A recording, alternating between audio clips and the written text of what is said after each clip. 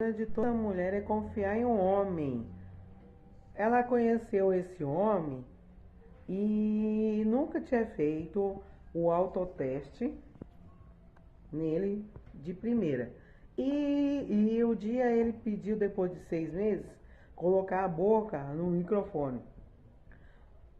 E ela nem sabia. Quando ela foi descobrir, já era tarde demais, estava toda cheia de pipocada na boca, cheia de inflamação. Aí ela foi fazer o teste no postinho de saúde e descobriu que estava com HIV.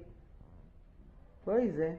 A minha prima, o safado do marido pulou tanta cerca, ela foi um dia foi colocar a boca no microfone e ficou com gongorreia e caiu os dentes.